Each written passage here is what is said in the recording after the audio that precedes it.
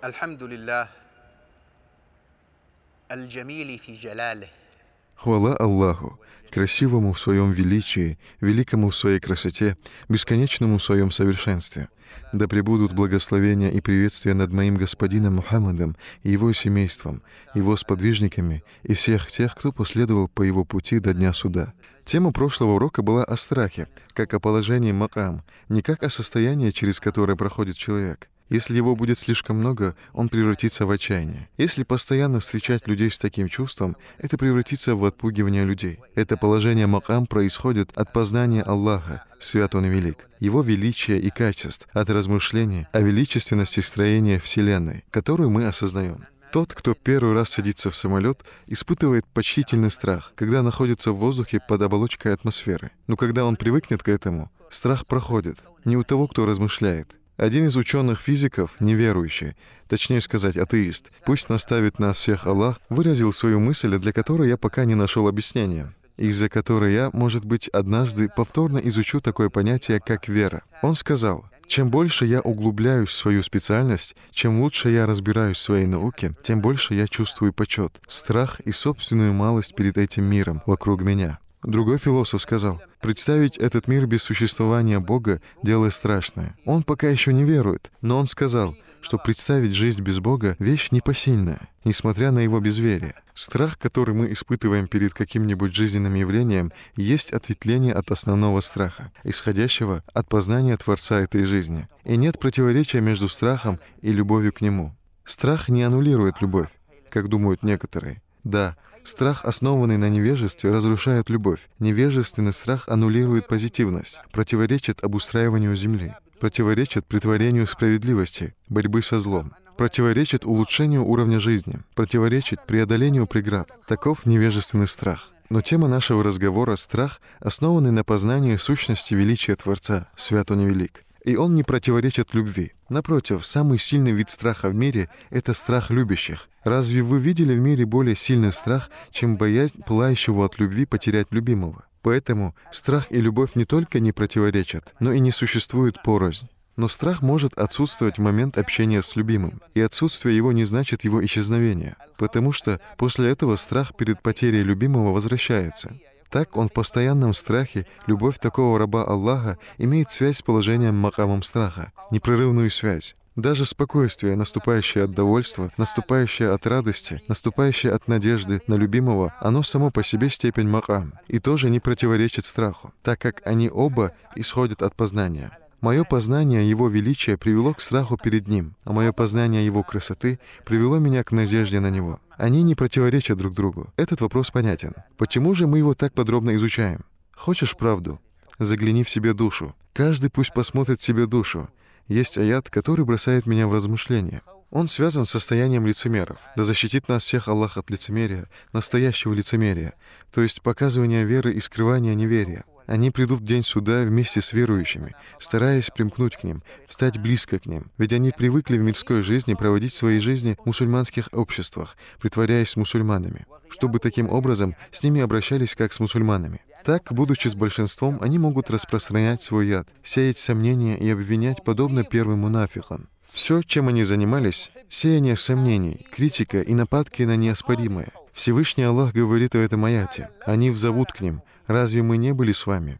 Мунафики зовут к му'минам, когда те станут заходить в рай, а мунафиков туда не будут пускать. Они взовут к ним: «Разве мы не были с вами?» Они ответят: «Да». Му'мины скажут: «Да, но», и перечислят 5 проблем, из-за которых наши повелевающие зло души противятся страху, особенно в наше время. Они ответят: «Да, то есть вы были с нами, но вы искусили свои души». Это первая проблема. Вы добровольно искусили свои души своими страстями, осознавая это, своими шутками и комментариями, извинениями и оправданиями. Искусили свои души и замышляли против нас. Вы были с нами, но замышляли против веры и пытались разрушить ее истины. И вы сомневались, предпочитали сомнения убежденности и не искали неоспоримую правду. Сомнение в вашем случае не было этапом, побуждавшим вас к поиску. Вы сделали сомнение целью и способом. Наши сомнения приводят к серьезным исследованиям. Наш имам Аль-Газали считал сомнение инструментом постижения истины одним из основных инструментов. Кто не сомневается, тот не обретет истинное познание. но речь идет о сомнении как о самоцели. Как в случае с философами нашего времени. Они живут в сомнениях, не признают незыблемых истин, и для них все относительно. Вся жизнь на сомнениях. Они следуют лишь мыслям, живут в таком состоянии. Он сказал: «Вы сомневались, и вас обольстили надежды. Вы жили в своих мечтах, сомнениях. Вы считали существование ахирата болтовней, думали: нет ахирата, и если он есть, то мы муслимы. Мы сказали: нет Бога, кроме Аллаха, и мы молились с ними». Кого ты пытаешься обмануть? Вас обольстили надежды, что вам простится, ведь мы сыны Аллаха и Его любимцы, поэтому в ад не зайдем, как сказали сыны Израилевы, когда они ослушивались приказов Аллаха, свят он и велик. Вы сомневались и обольщались надеждами, пока не пришел приказ Аллаха. Пришла смерть, и вы познали все истины. Есть еще одна проблема. Соблазнитель обманул вас относительно Аллаха. Соблазнитель — это шайтан, который в этом случае имеет связь с душой человека. Значит, отказ от страха и протест против одной лишь мысли сделать синонимами гармонию с Богом и страх Божий — это невежество, навязанное человеку нафсом. Мы сказали, что твердое познание Аллаха, свят он и велик, приводит человека к макаму страха. Это положение связано с сознаниями? Да, связано. Пророк, да благословит его Аллах и приветствует, сказал: «Если бы вы знали, что я знаю». Это господин всех познавших Аллаха, имам всех указывающих путь к Аллаху, самый знающий из людей и самый познавший Аллаха говорит: «Если бы знали вы, что знаю я, то вы бы смеялись мало и плакали много, и не приближались бы к своим женам в постели», согласно хадису. Что это значит? Что нам надо жить в грусти? Нет. Он, да благословит его Аллах и приветствует, смеялся и шутил с сахабами, и не скрывал ни от кого свою радость, мир ему. Он женился, жил радостной семейной жизнью, да благословит его Аллах и приветствует. Тогда что это значит? Он сказал: «Если бы вы знали, что знаю я», учитывая слабость света познания в наших сердцах, которая еще не превратилась в макам познания. Связаны с макамом покаяния, и до него с макамом надежды, с положением терпения, с положением благодарности и с остальными положениями, то тогда вы бы были в таком затруднении. А с кем такое происходит, то он, наверное, убежит после этого, не вытерпев такой истины. И он будет жить в отрицании, говорить: «Нет, этого нет». Мозг человека, выжившего от тяжелой и непереносимой аварии, вырабатывает, согласно утверждению врачей, как говорил мне один психолог, сигналы в центральную память, которые стирают его чувства от происшествия, которое ему пришлось прожить, если он не выдержит этих воспоминаний для продолжения его жизни. Это называется состояние отрицания. Иногда даже в вопросах философии люди по всему миру живут сегодня в отрицании. Но давайте послушаем слова людей, достигнувших высот в макаме страха. Быть может, мы задумаемся об их смысле. Ибн аль-Мубарак описал того, кто сможет жить таким возвышенным чувством страха. То, что может разбудить страх, то есть может расшевелить смыслы страха, чтобы они утвердились в душе положительным образом. То, что может разбудить страх, чтобы он поселился в сердце, то есть превратился в макам, а не в мимолетное состояние. То, что может разбудить страх, чтобы он поселился в сердце. Это постоянное ощущение Божьего контроля, тайно и явно. То есть поклоняться Аллаху так, как будто видишь Его, а если не видишь, то Он видит тебя. Вжить в состояние чувства взора Аллаха на себе, свят он и велик. Тренировать нафс и воспитывать его на этом. Это поднимет тебя на макам страха, постоянная муракаба. Вот другое удивительное определение. Страх — это сила знаний о законах Вселенной. Еще раз. Страх — это сила знаний о законах Вселенной. Сила знаний о законах Аллаха во Вселенной. Также сказано: страх — это волнение сердца от величия Господа. Как мы уже упоминали об осознавании значения величия. Также сказано: боящийся тот, перед кем спокойно устрашающие вещи. Вдумайтесь в этот смысл. Боящийся испытал страх, поднялся на уровень выше, и это утвердилось в его сердце. Он перешел в макам страха. Что же после этого? Его качеством стало то, что страхи не пугают его и сами не пугаются его. Вещи, которых люди привыкли бояться, больше не пугают его. Кто боится Аллаха, того боится все на свете. Все сущее теперь уважает его. За некоторых авлия замечали, что даже дикие львы не причиняли им вреда, а они даже не были дрессировщиками из цирка, не воспитывали их и не выкармливали их с детства. Это состояние халь, а затем макам, в которых он пребывал. Есть предание о нашем господине Бишре аль-Ма'руфе, как к нему пришли гости, которые ушли к утру. Он хотел, чтобы они побыли дольше, но они спешили в путь. Когда они покинули село, они прошли мимо леса, в котором было озеро. Сложив одежду у берега, они зашли в воду. Тут пришел лев и уселся на их одежды. Они не могли ни выйти из воды к одежде, ни убежать с другой стороны. Лев перед ними, а они в воде и в замешательстве. Но тут явился наш господин и взял льва за ухо, сказав: «О Абу Харith, так арабы кличут львов. Разве я не говорил тебе не встревать на пути моих гостей?» Он дернул его за ухо, и лев, помотав головой, удалился. Какова здесь суть? Это состояние спокойствия его сердца, которое является плодом повиновения нефса, величию Аллаха, и плодом успокоения сердца и его полной занятости страхом перед Аллахом. Его больше ничего не беспокоит в этом мире, и устрашающие вещи испытывают покой к нему, не боятся его. Он их не боится, и они его не боятся. Когда же эти вещи перестанут его бояться, то что будет тогда? Почему дикие звери нападают? Они нападают по двум причинам. Либо ради еды, когда они голодны, или ради чего-то другого. Ради чего? Когда они нападают, когда чувствуют опасность. И звери нападают либо ради еды, либо ради устрашения. Когда что-нибудь угрожает им, они нападают на это. Но боящийся Аллаха имеет в сердце постоянные лучи спокойствия. Обладатель макама получает безопасность через лучи спокойствия. Мир вокруг него и даже предметы чувствуют это и становятся мягкими к нему. Звери также чувствуют это в нем и слушаются его, и они не боятся друг друга. Они не будут бояться его, если он тоже не будет бояться их. Его существование не представляет для них угрозы. Звери не чувствуют от него жестокость грешного нефса, в котором есть качество хищника, вызывающее желание борьбы. Наш господин Ан-Наури упоминал пользу, исходящую от макама страха в сердце. Что же делать после ощущения страха? Как мы уже говорили, боящийся чего-то убегает от этого, кроме боящегося Аллаха, который бежит к Аллаху, в зависимости от силы страха перед ним. Поэтому имам Ан-Наури сказал: что сказал Хусейн Ан-Наури? Боящийся Аллаха бежит к Аллаху. Наконец мы подошли к пользе этого макама. Какова его польза? Постоянный поиск убежища у него. Боящийся убегает. И убегает куда? К тому, кого боится. Он единственный, кому убегают те, кто его боится. Итак, его польза — постоянное убежище, постоянное пребывание у его дверей. Наш господин Абу Сулейман ад-Дарани, один из великих, познавших Аллаха из Дария в Шаме, пусть Аллах пошлет им скорейшее избавление, сказал: «Какое бы сердце ни покинул страх, это разрушит его». Почему? Потому что это против природы вещей.